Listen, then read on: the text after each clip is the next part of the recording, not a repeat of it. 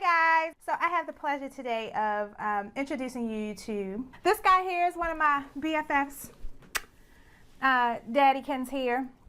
And to celebrate Father's Day, I wanted to introduce you to him. His name is Nkosi Akinlabi.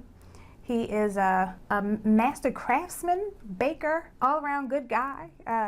Been there from the start. Babysitter, clown, taxi driver. Financier, husband, granddaddy. Dressmaker. Oh, dressmaker, bow tie maker, bag maker. So I'm going to do this as an interview style. So I do have some pre-made questions for you. But hopefully today we'll get some wisdom from him. Mr. Akinlabi. Yes. Can you tell us what your childhood was like?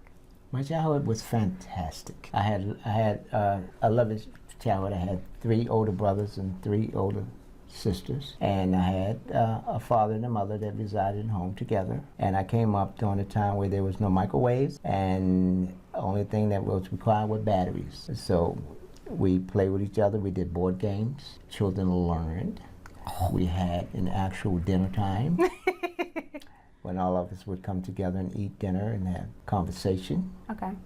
We were taught everything that my parents knew. Okay. They were raising us up to take care of ourselves and be self-sufficient so that they could not have to deal with us as we got older. They raised you so you could be adults and out of their homes. Self-sufficient, okay. I would like to think. Okay. Yeah. I think you did the same thing. Yeah, well, great. That was my intention. Your intention. What were you like in high school? In high school, I was a rally guy.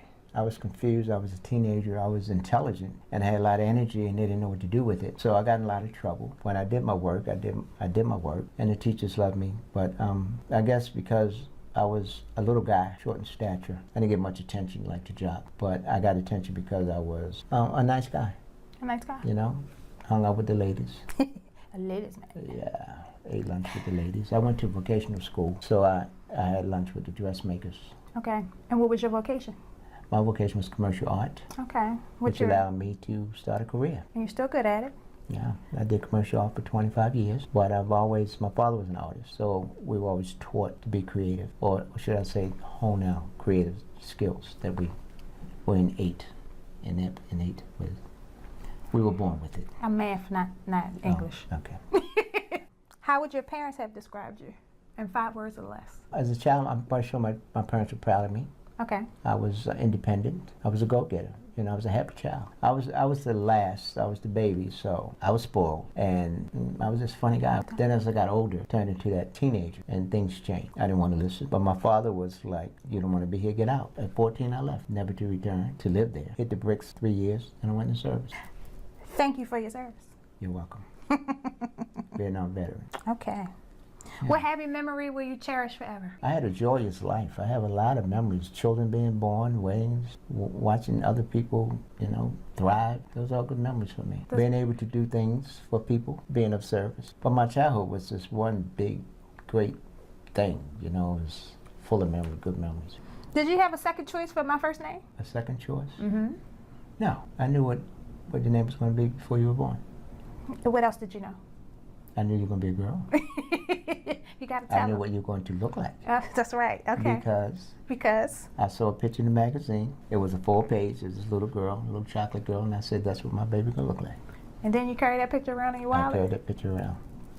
And here she is. Here she is. I don't have the picture now, but I have her. Growing up, who inspired you most? My father. Yeah, I didn't realize it until I became him. Oh, yes, you have turned into Papa.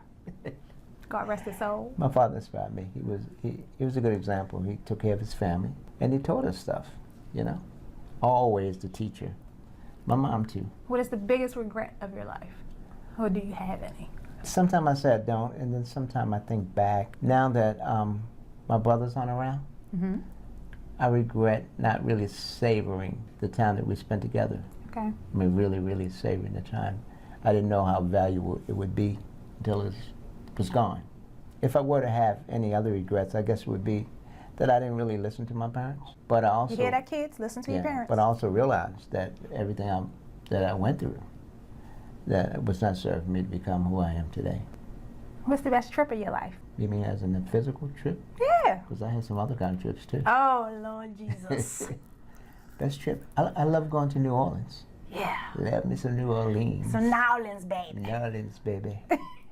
Yeah, I mean. Looking back at your life thus far, what are you most proud of? I am most proud of my children becoming self-sufficient, and I'm proud of myself, the changes I made myself. I'm proud that I could have turned my life around, so to speak. I'm proud that my children can look at me and be proud of who I am. I want to interview you. Yeah. That I'm worthy of their time. That's right. That's right. Yeah. Daddy, daughter day. Daughter day, yeah. Okay, so I'm 39 now. Okay. What advice would you have given your 39-year-old self? Be a law-abiding citizen. Be productive. Be strong. And learn a skill. A skill? Skill. By 39, you had some skills. You had several skills. Yeah, I had some skills, but learn another one. You can never have too many. Okay. You know? What skills do for you, it allows you to generate different streams of income. Okay. You can never have too many. That is true. But you can't get too busy doing something that you're not getting anything done. Don't be, at 39, don't be so busy that you're not getting anything done. What do you remember most about your wedding day? So, okay, before he goes into this wedding day story, my dad and myself are both have anniversaries in the same year. We got married less than 30 days apart. So, that wedding. I remember being very tired. Why were you tired? Please tell this story. Because I was up all night for a week. I didn't get much sleep. What were you doing? I put the wedding together in less than 2 months, and I was up sewing. What were you making? I was making vests and bow ties. He made both my prom dresses and my best friend from high school, Tremaine's prom dress as well. The night before the prom. And I'd say, wake up, wake up, wake up. She's falling asleep while I was making the gown, trying it on. Yeah.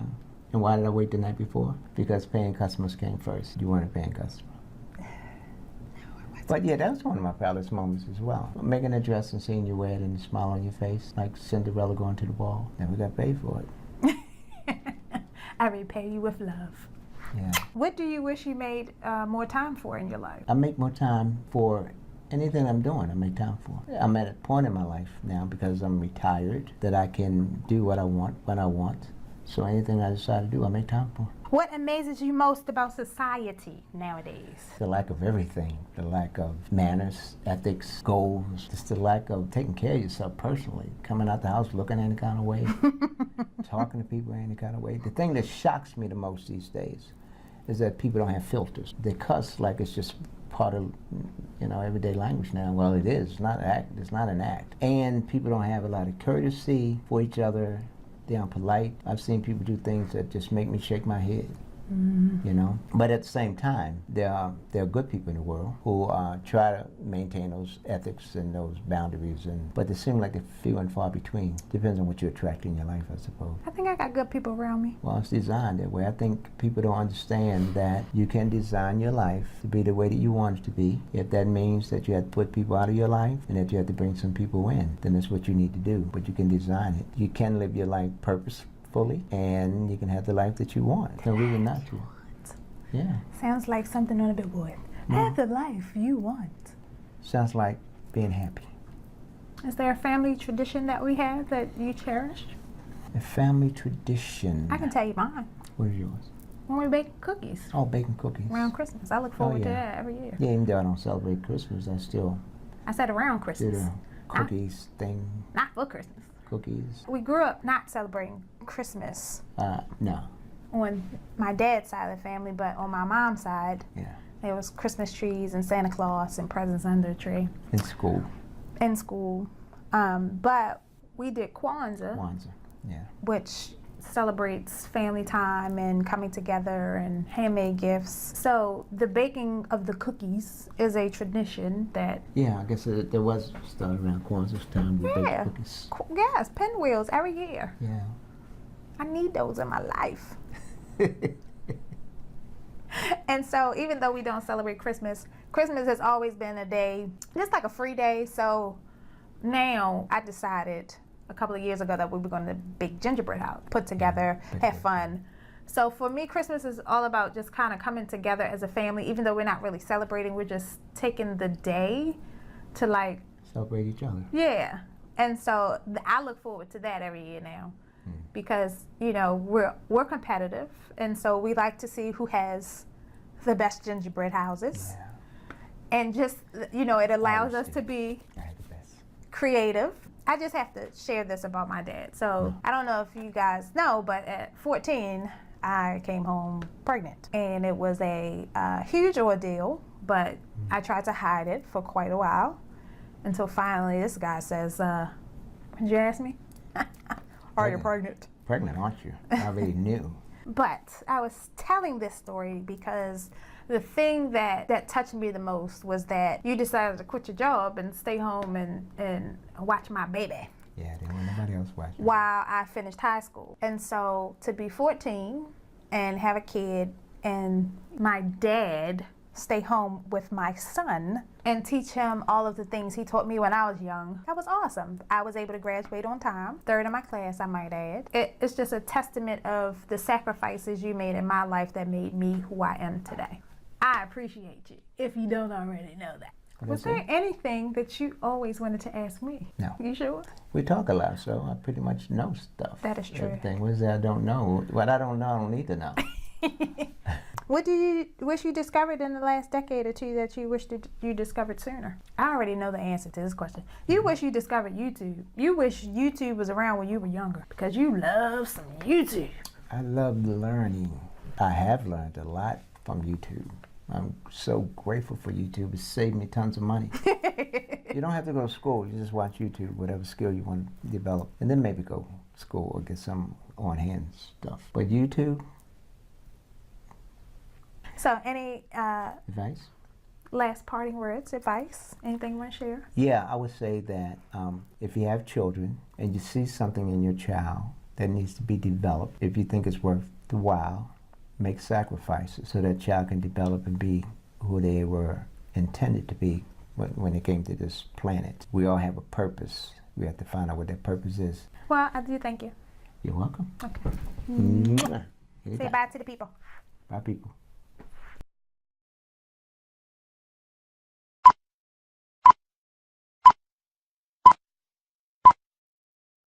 About $100 a month. Oh, what? Oh, that's what I should give you now? Yeah. To make up for the revenue I lost. Really? Yeah, I'm good. You sure? What are we doing now? What are you doing now? Were you making faces? You know I'm going to see this. It is Nayo Carter with First Step Accounting. Did you just wait for the camera? He said, "Hi guys." I said, "Hey, hi guys." Okay, all right. One of the halves of my parental unit, this guy here. I'm 3/4. You 3/4. I like that. 3/4. I did not have. Head out. All right, now. Trying to trick me. That's what I did. That's what she thinks she does. Anything else we need to test? Oh, okay. What you singing? Sing it again. No. No, you sure? But You do know I'm your favorite, right? yeah, you're my favorite daughter I'm the only daughter. that you know of. No.